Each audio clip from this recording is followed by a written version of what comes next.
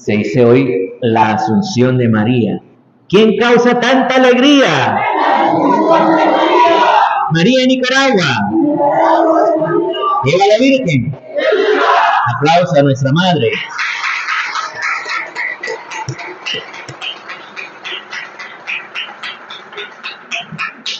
Bien, este es un día de fiesta. ¿Por qué? ¿Por qué hacemos fiesta? Literalmente, ¿por qué esta alegría en nuestro corazón? Celebrar a María significa celebrar la obra de Dios.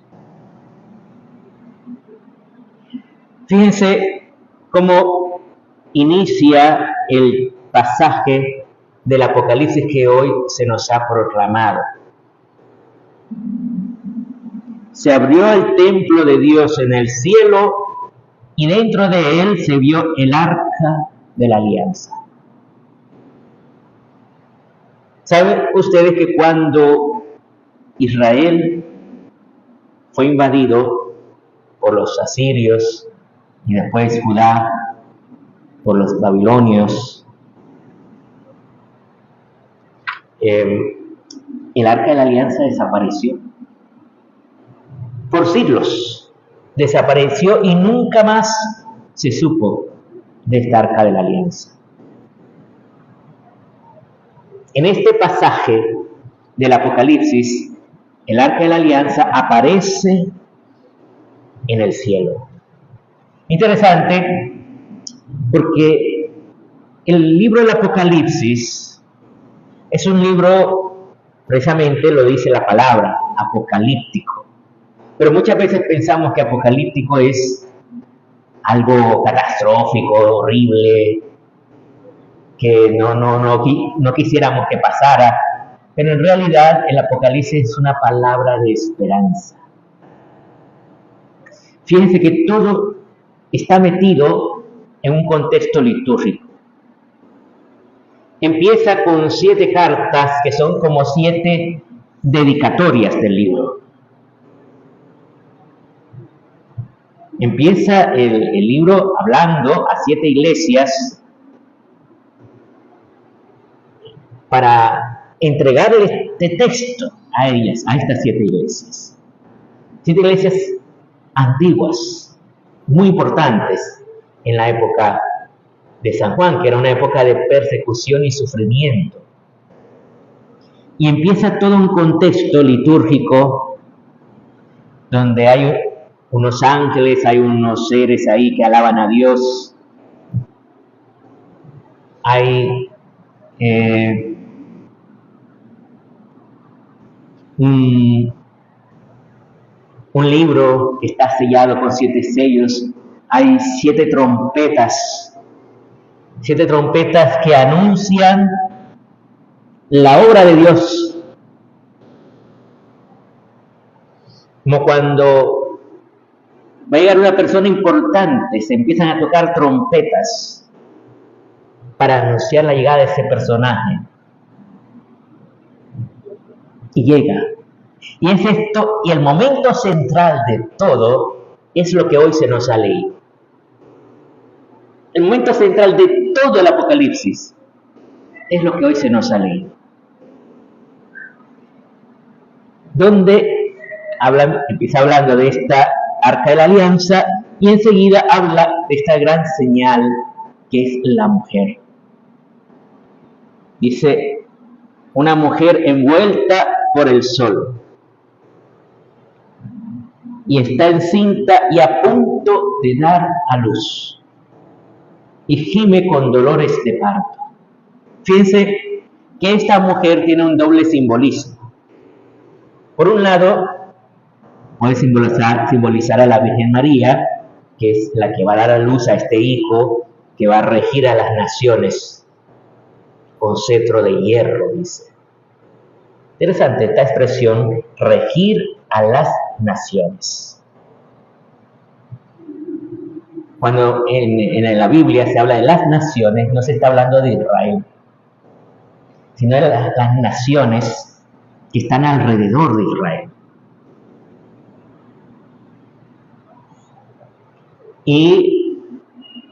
y habla esto de los dolores de parto. Fíjense que la Virgen María, según nuestra tradición cristiana católica, la Virgen María no tuvo dolores de parto, porque los dolores de parto son consecuencia del pecado original.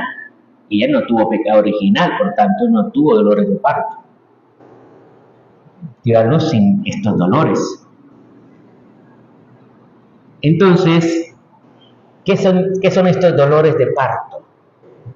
Porque también aparece después un enorme dragón, que es terrible ese dragón. Y vamos a ver qué simboliza. Esos dolores de parto, entonces, es que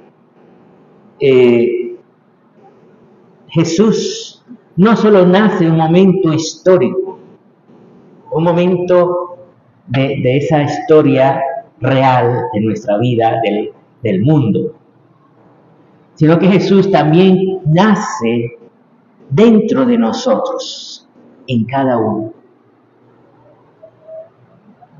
De tal manera que nuestra vivencia cristiana es Jesús habitando dentro de nosotros. Fíjense qué impresionante. Solo que hay unos dolores de parto. ¿Por qué? Porque muchas veces nosotros nos rebelamos. Nosotros impedimos que Jesús nazca por nuestros pecados, por nuestras rebeldías, por nuestros pecados de orgullo, de soberbia, de lujuria, de avaricia. No le estamos permitiendo muchas veces que Jesús nazca. Y sin embargo, Jesús quiere reinar en nuestra vida. Y Él no se impone a la fuerza, sino que entra con amor en nosotros.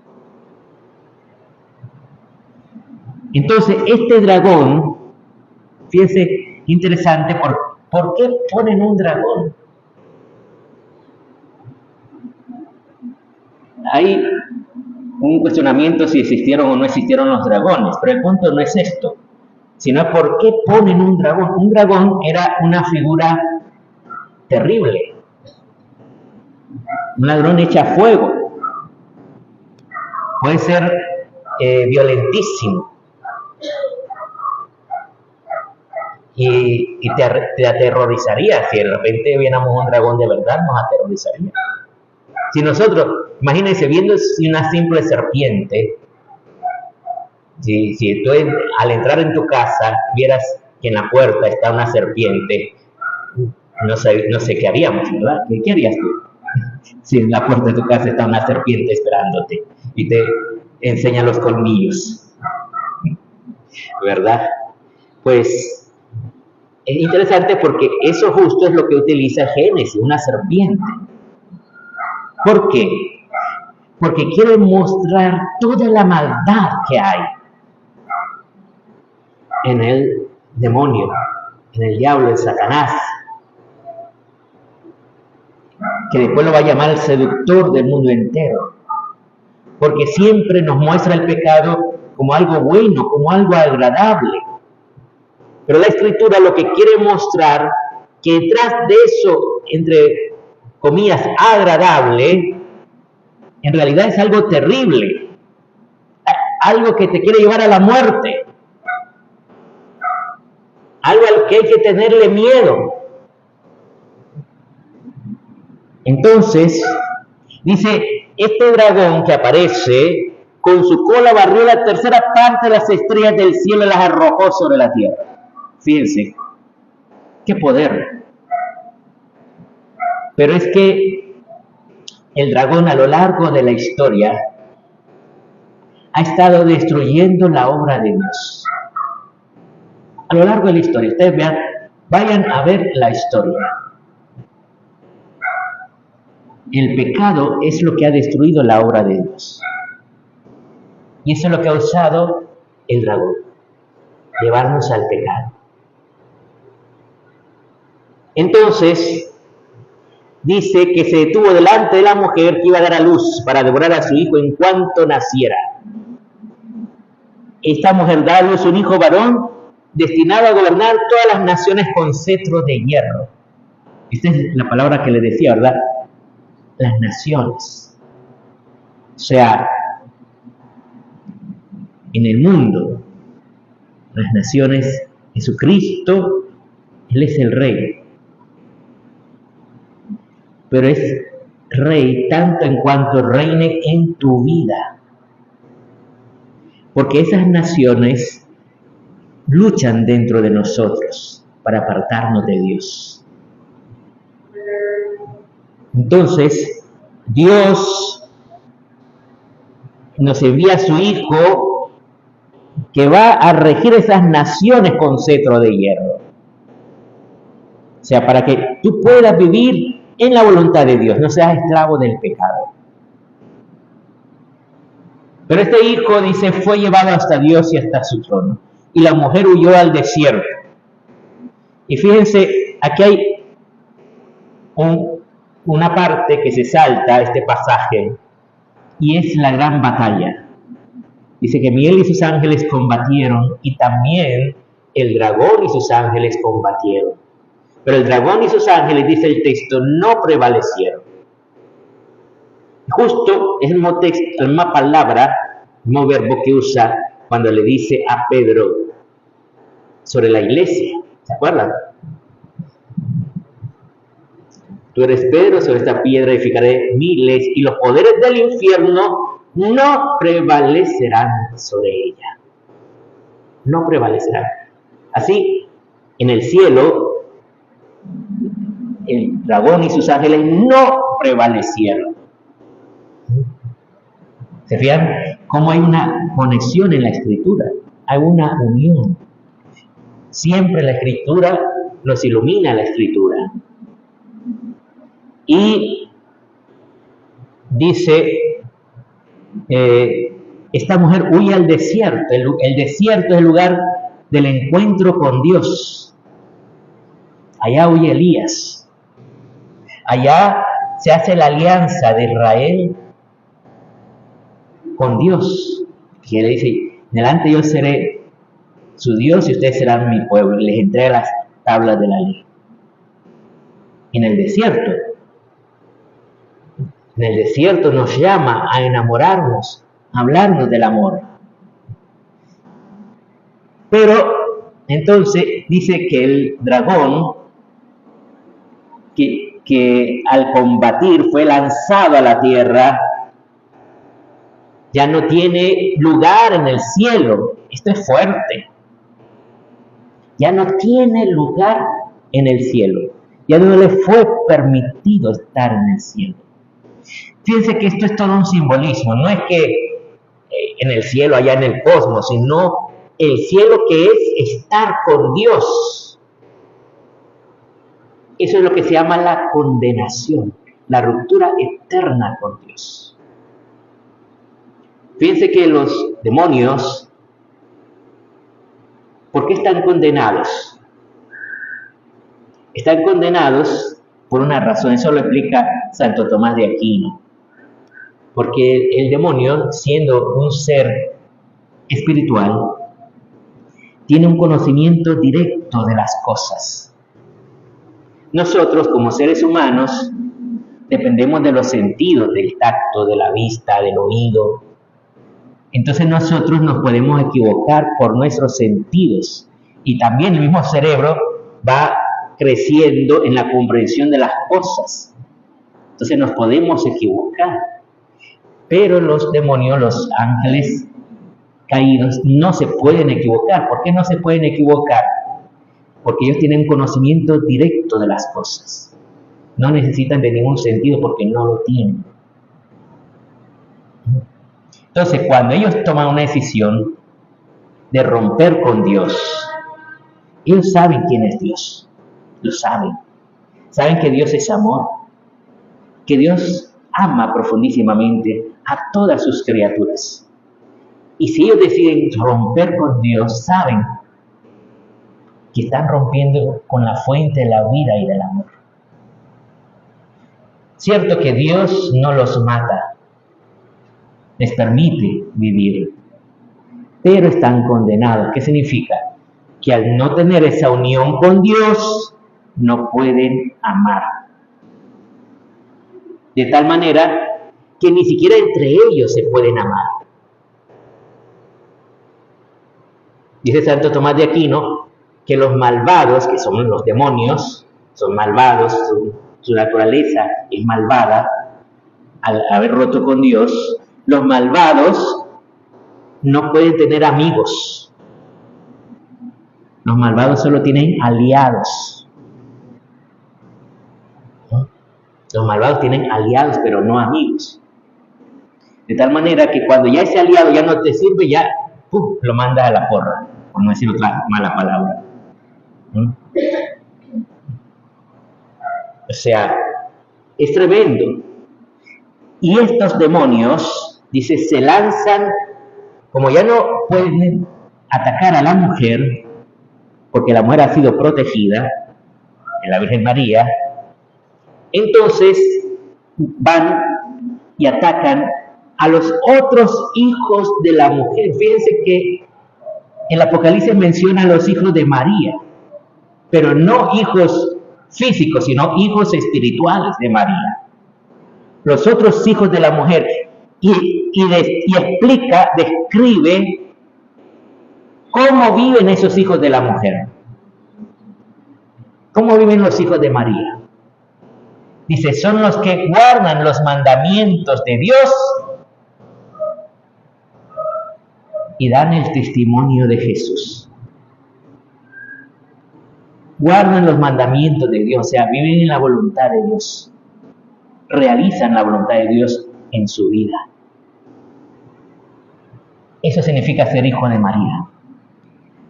Y fíjense que no dice a los hijos de Dios. Es curioso, ese texto no menciona decir, entonces persiguió a los hijos de Dios, no, y persiguió a los otros hijos de la mujer. Porque hay un hijo de la mujer que es Jesús. Y los otros hijos de la mujer somos nosotros. Los que guardan los mandamientos de Dios y dan el testimonio de Jesús. Fíjense, quiero terminar con un sueño de Don Bosco. San Juan Bosco, no sé si ustedes saben, en su vida tuvo unos sueños. Y hay un sueño bien interesante, nos contaban un sacerdote español, contaba este sueño que tuvo San Juan Bosco, que en su sueño ve una barca en la cual están los sacerdotes, los misioneros, las monjas, los laicos, el papa que va llevando el timón de esa barca. Dice, y de repente un montón de barquitas empiezan a cañonear a la barca donde van el Papa y todos esos misioneros, que es la iglesia, somos nosotros. Un montón de barquitas empiezan a cañonear. San Juan Bosco, me imagino, se asustó, porque imagínate que cañoneen en esa barca en la que estás montada. Pero de repente surgen del mar unas columnas como torres que protegen esta barca. Y una tenía en lo alto a la Virgen María, una de las columnas que protegía esta barca de la iglesia. Y la otra columna era la Eucaristía, llevaba una custodia. O sea, estas son las dos protecciones que tiene nuestra iglesia. Por eso cuando veamos que vienen estas barquitas, porque son unas barquitas insignificantes, son mini barquitas que atacan a la iglesia, la cañonean y parece que pueden destruir la iglesia. Y ustedes saben, ¿verdad?, tantas maneras que han atacado a la iglesia recientemente. Pues, ¿cómo podemos proteger la iglesia? Con la Virgen María y con la Eucaristía. Acudiendo a adorar a la Eucaristía, acudiendo a recibir la comunión y acudiendo a la oración del Santo Rosario, a la Virgen María. Por eso, ojalá que podamos tener siempre esa confianza en Dios y en María, nuestra Madre.